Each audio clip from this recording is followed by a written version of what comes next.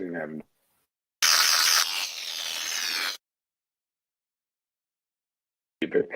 All right. So TikTok's going away, huh? What do you think about that? I don't know if it will. I think they're gonna end up keeping it. It's gonna end up getting resolved one way or another. Yeah, I sort of feel the same way. Like it feels like it's too valuable of a product to completely go away. Um, I don't know. The idea that like the entire country wouldn't just get like some kind of VPN or something to still continue to use it. Although they could put enough barriers where it's like just easier to Not use worth it. Reels, Yeah. and I could see that happening. But I don't know. I don't know if the government has enough like uh, I don't know if they've got the gumption to actually go through and eliminate it. And I think someone will come along and look for the financial opportunity Yeah. of the platform, or that would be my feeling. Um, yeah, but I'm not sure. It's like I've been fooled before. You know, Yeah. they're always trying to get rid of this or get rid of that, and they never do. And I don't think if it does get replaced that or I don't think that if it gets banned that it will be replaced by another app. I think it'll just go back to the apps that are still in circulation, like Instagram and YouTube. You know, people are gonna focus more on that. Yeah, and that's like, well, I mean, obviously, this is like really timed. Um, I don't think that Mark Zuckerberg releasing his statement the other day. Did I you was hear gonna that? say that, yeah. I was gonna mention that. Yeah. So I mean, you know, he's saying like basically like he's gonna go into more political content or whatever. There's going to be the community review, community notes instead of their kind of moderation platform, and he looks like he's moving more towards like opening things up. And that is going to, I think, like that coupled with if they put enough barriers in front of TikTok, that actually could, I think, hurt TikTok and put them in a kind of a tough spot. I agree. Um, I don't know though. It's like again, like people just love it, and so it's like I think they're going to continue to use it until I don't know if they just you can't get updates or I don't know. I guess I'm a little bit unclear as to how they're going to like stop the entire world from using or the entire Yeah. country rather from using Yeah. it. And it's like, is it going to be where they can't update it anymore? And that's not really the same thing because people will still continue to use the Yeah. old version for another probably year before they'll have to update. And then, or are they going to ban the app altogether, somehow, remove it from your phone or something? Absolutely. Yeah. That seems unlikely also. Like, I don't know what the execution of that looks like. Um, I don't know, but I I'm mean, I'm excited trying to about. think back to like how Vine initially like dissipated. Like I know for different reasons, obviously that it's not around anymore, but like I think Vine just stopped working in terms of it stopped letting you log in or Yeah, something one like that. day, Like the but logins just stopped working. right, and that one, I guess, to be honest with you, I don't even know. I mean, let's just look it up. Why I thought that Vine died because of its like lack of popularity, like that it kind of lost popularity, and then once it lost popularity, eventually yeah. So according to the internet, it died down because it struggled to find a profitable monetization strategy amidst intense competition from other platforms like Instagram and Snapchat.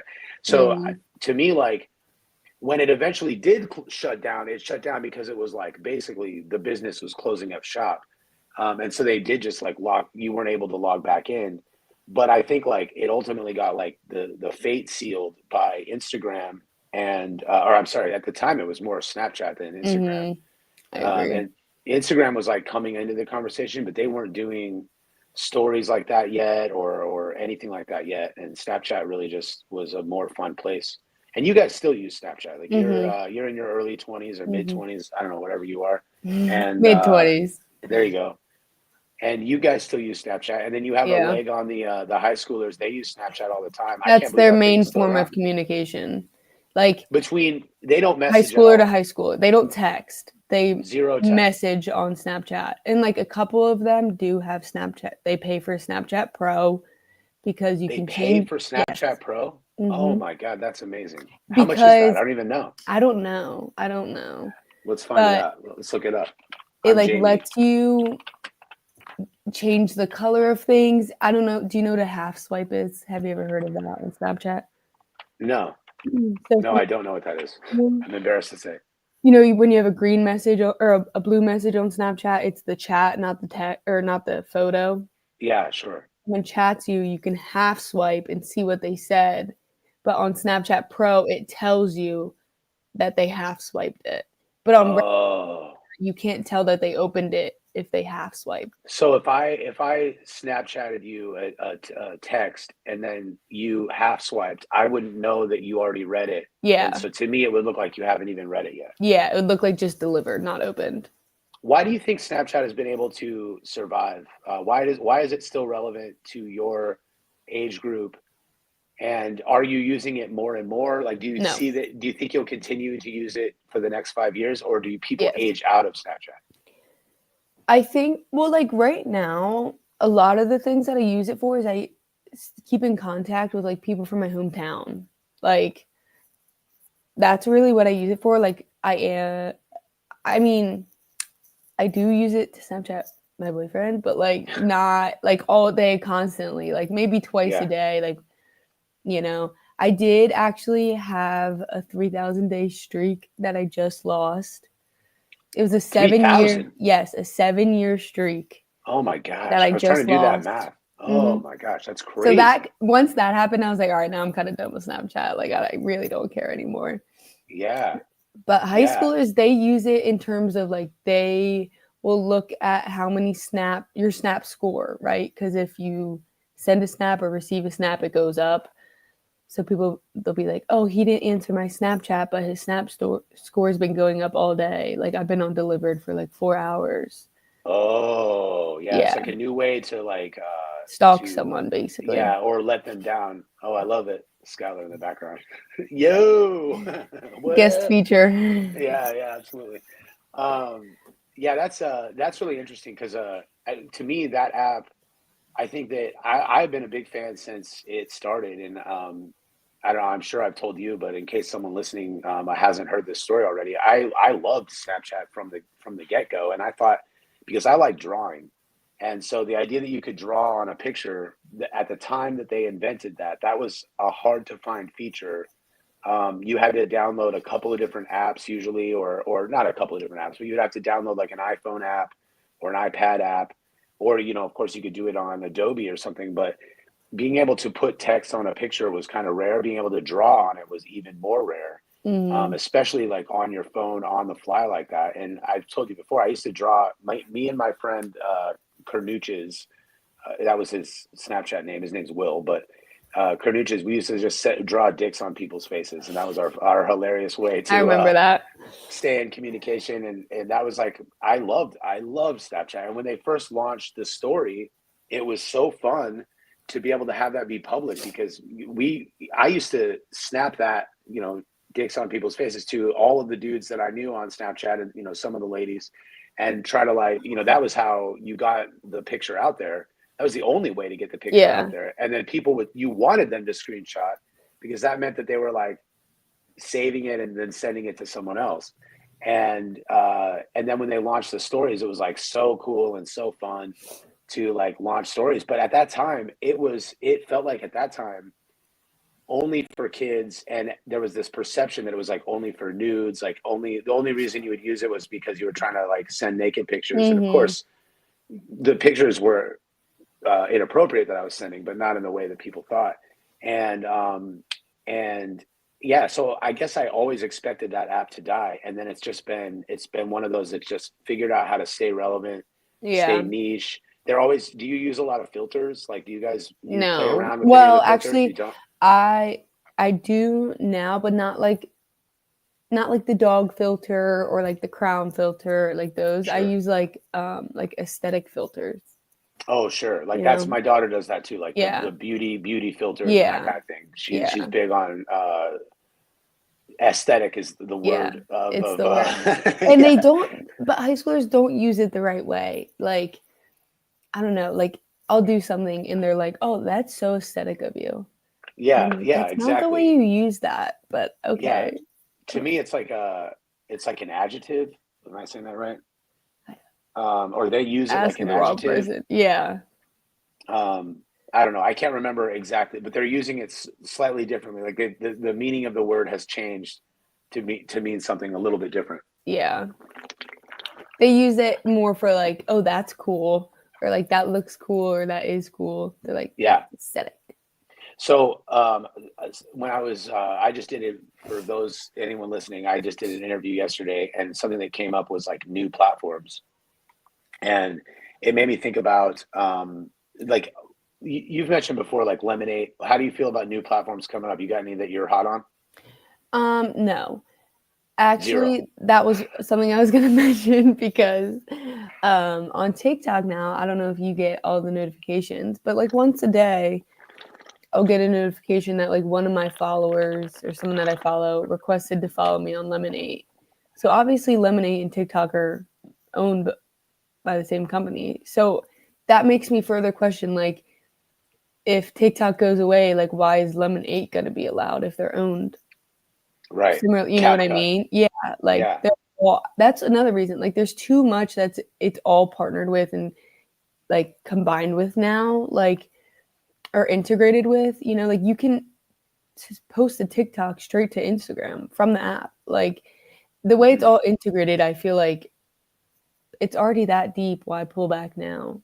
Mhm. What's the point of it? Mhm. But I think the way that at least what I've seen from a lot of influencers is it's actually just encouraging people to have a better presence on YouTube because YouTube monetarily pays out better than TikTok does anyways. So it's just pushing people to go to YouTube. That is a really underrated point, man. I mean, I'm sure that personally we've talked about this before, but I am so hot on YouTube. I think that is like people should never underestimate the power of a monopoly, and Yes. like Google Yeah. having Very much so. controlling the search, controlling that video platform, like they still like the power of a monopoly is really, really powerful in their case. And I think that YouTube is like such an underrated platform, even though it's rated so high. Like it's not like it's secret, Yeah. but a lot of people feel like I've heard this my whole I don't think career. it's utilized as well as it should be Right, or by or I creators. think people feel that they're like there's some gate, or there's like some like, oh, it's already been all So of the terrain's long. already been Yeah. harvested, and it's like too late for me to catch the wave on YouTube. And I remember people saying that. Do you remember PewDiePie? Mm-mm. You don't remember this guy? All right, so there's this guy PewDiePie, PEW. I bet you Skylar would know who he Yeah, was, probably. and he was a gamer, and I think he got canceled. I forget exactly why, but he at the time the this type of video was like basically just like playing games and screaming all the time, like Oh God. "Rah, rah," and then they were always using racial slurs and stuff. I'm sure he got canceled for something like that, and probably for good reason. I don't know. I don't want to speak out of turn. But what I was going to say was that I remember when he was coming up and becoming famous. At the time, there was this other like he was the number one YouTuber, and PewDiePie was coming up in the ranks, and they were saying like, "Yeah, but no one will ever beat this guy." This one guy, his name is escaping me, but he had this like flamboyant hair, and he like represented like the end of the vlogging kind of area where you're just Mm. talking to the camera. And I forget that guy's name, but he was very, very popular, several million, and then PewDiePie just crushed him. And people said at the beginning of PewDiePie's rise, like, no one will ever be able to take PewDiePie. He's just the greatest, the greatest, the greatest. And then here you have now Mr. Beast, who's kind of like the reigning world champ of YouTube. And one day, I suspect there will be someone There will who's be. even Yeah. more popular than Mr. Beast. That Mr. Beast will be considered like you don't even know who the guy that I can't remember. I can't remember his name. You've never even heard of him. Yeah. And so it's like I think that there's like this perception that it's too late. People say that to me all the time about social media. Is it too late to even start on TikTok? Is it too late to start posting on Instagram? It's like I don't think it's ever too late. Like I really believe that like No, I think you right should now just too, continue. like there's there's a cycle going on where people will find small creators and they like really connect with them because they're small creators. They really like have similar like lifestyles, struggles, whatever. Then that creator starts to get bigger and bigger and bigger, and their content completely changes because now they're getting partnerships, now they're profiting off of this, now they're getting designer things, now they're, they're not the most relatable person anymore, and then people are annoyed and then they kind of stop, and then that person kind of falls off, and then they go find someone else who they can relate, and then the cycle just continues and continues. That's why once someone gets big, everyone looks for a reason to cancel them because people are like, well, now they have like I remember when I used to be able to relate to them, and I'm struggling to buy groceries right now. Like, yeah, like most of the world is, so there's just a lot of people who do gain that, exposure and get a little out of touch, and then it's just a life cycle of following the next creator. Yeah, and we were talking about again, as a throwback yesterday when I was on the Hustle HQ thing. It was like we were talking about Hank and John Green, and when I think about how they've been able to stay like relevant, stay consistent, their content. Um, Again, for those that don't know, Hank and John Green have been like internet YouTubers. Since before YouTube, literally before YouTube was created. I used to follow them on a platform. I think it was called YouNow or YouVlog or something like that. But it was pre-YouTube. It was before YouTube existed, and they were making videos back then. And what's helped them stay relevant for all of this time, for it's got to have been 15 years at this point at least, is that um, they never did what you're describing right now, where they kind of lost touch with what they were talking about, or Their content style stayed the same, like sure it probably expanded, but and is always, it's never become like they have figured out ways to monetize their audience, I'm sure, in a lot of ways, and mostly for nonprofits and stuff, but they have some products that I know where they're like teaching science, teaching history, this kind of thing. And of course, John Green wrote a really famous book, I think a couple famous books now. But my point is that their content has always remained, like you said, very, very true to what it started as. They're trying really hard to provide value. They don't make a video unless it needs to be made.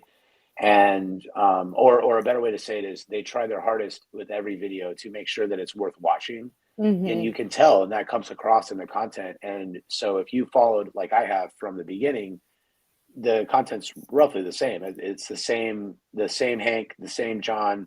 Every video, it's always the same, and that's how they've been able to stay relevant for all of this time. It's easier said than done, but I do think a lot of times we get obsessed with these numbers. Like we were just talking about PewDiePie. No one will get better than PewDiePie. But what good is it if at the end of it, you have nothing to show for it?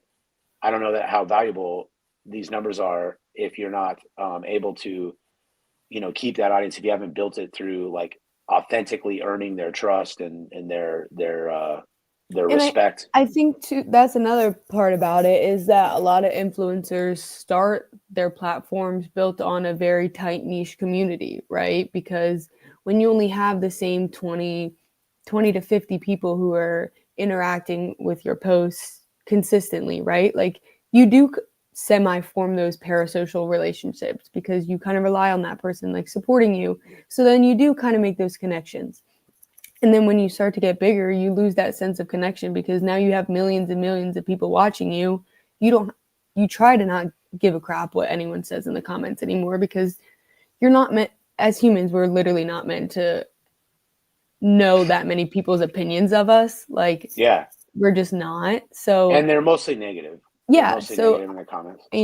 I see both sides of it as to like why people start to dislike creators, but I also understand why creators change because the scope of their work does change. So yeah, and that is like the hardest thing, I think, once you reach kind of escape velocity, is to find a way to still engage with the audience without indulging in the comment section. It's like Joe Rogan talks about this all the time, like ignore the comments or whatever. I hear him talk about that a lot. And so because he says that, I hear a lot of other people say that you have to just kind of ignore the comments. And that is really kind of a dangerous game, because just from my perspective as a long time content creator and just kind of a studier and enthusiast of social media, that is kind of what happens, is that people lose touch with what people are saying. And sometimes the comments are heartfelt, and they're, you know, coming from someone who loved you and doesn't love you anymore, and like they're trying to explain why. And so like finding what the balance between like never listening to comments and still kind of Taking the absorbing. advice of your audience, you know. Yeah.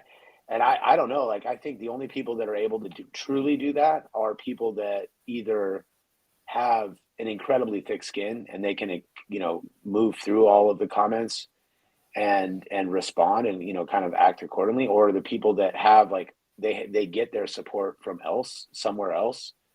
The people that like give them good feedback and good honest, you know, truths, that your audience would give you, like that people will tell you that in secret. And that is really hard to find. I think a lot of people, just like with anything, once you start to get successful, you get surrounded with people that just tell you that you're awesome all the time. And that's like the Yeah. worst thing for anyone, is to have people around you that tell you that No you're one wants awesome. just a yes man. I mean, Like a lot of people want it, but but no one should want it, because yeah. it is like the beginning of the end. Once people stop telling you when you look like a douche, and I think especially like in fitness content, obviously, like I consume a lot of that, but I see a lot. There's a lot of people that need better friends to tell them when they look like a douche. Yeah. Maybe that's me, I, even, you know, depending on your I don't think perspective. so. I don't think so. Yeah, it's like, Eric, you look like a douche, always out there showing your weightlifting videos. But I mean, that's actually a great point. Many people have told me that they hate that I always post the weightlifting content. You have to be able to kind of balance that between, like, should I keep posting weightlifting content? But like, I care a lot about it, so it's like a balance between, do I take that feedback and be like, change what I'm posting about to meet my audience's needs, or should I post what I like to post? And actually, like as a longtime counterculturist, when someone tells me not to post about the thing, I almost always post about it Yeah. more. I can't help but Yeah. like, I'm like, you know what? I like this and I'm going to keep doing it. I'm sorry to tell you. I think it all goes back to the fact that like you feel like this is my page. Like this is what represents me. I'm gonna post what I see fit, you know. People are like, this Yeah. is my channel. I love that quote. And, This is and, you know, I feel like, because what quote people are did you like, say? this is my channel. I'm gonna post what I want. Oh yeah. Like calling it a channel when it's like Oh yeah. stock Yeah. page, like Yeah, well, you know, I mean, it is like your particular voice and brand, and I feel like for me, because I am always managing um, other people's brands, and you have to always be kind of like buttoned up. Everything's got to be just so, and you have to always be uh, careful not to not to diminish the brand or to. And so with my personal brand, I've always liked to kind of remove all of that, because I actually I get why businesses have to do it, and mhm. when I'm representing your business, if you're a future client out there, obviously I wouldn't, you know, I get why you have to do it, but as a person, I much rather just be kind of flaws and all, and just, you know, sometimes I'll post a video of me singing. I still like singing. Nobody likes it. I don't care. I But just you like like it. it. Yeah, exactly. I like doing it. I feel good about it. Sometimes I'm like, man, I'm getting pretty good at this song, and I'll post a video of me singing. It's completely out of character. Like, you know, people that follow weightlifting kind of like, what the fuck is this? Like, get out of here with that. Throws them off But guard. yeah, They're like, but who is this? yeah, exactly. Like, did I follow the wrong account? Nope, it's just me again, like changing everything up and maybe keeping you on your Just my toes. ulterior motive showing up to work Exactly. today. Exactly. It's like my only outlet is, in fact, the Smooth Bear was initially my alias. I Mm, had a different account that everyone knew about, and the Smooth Bear, when I first created it, I was trying to come up with a alias where I could go post on social media anonymously mm, and post like creative content, because I was too embarrassed to post that stuff for anyone else. So I didn't want my grandma watching the videos and stuff and judging me or telling me that I had let her down. But I did want to post stuff that maybe she would have been a little disappointed in. So I wanted to have a alias that worked for that. And then it got more popular than anyone, than I ever expected. So then I had to eventually like attach my name to it. You embraced it. Exactly. Well, we do have a morning meeting to get to. I think we did a pretty good on our first attempt here, but Think now so? we do have some work to do. So I guess I'll end the live stream here, and yeah, stay tuned for our next morning meeting. Probably next week, next Monday, we'll do another morning meeting. Thank you for joining us. Let's see if I figure out how to even cancel this or turn this off. Do you know? I don't know. All End right, bye. stream. If it ends, okay, here it goes. Goodbye, everyone.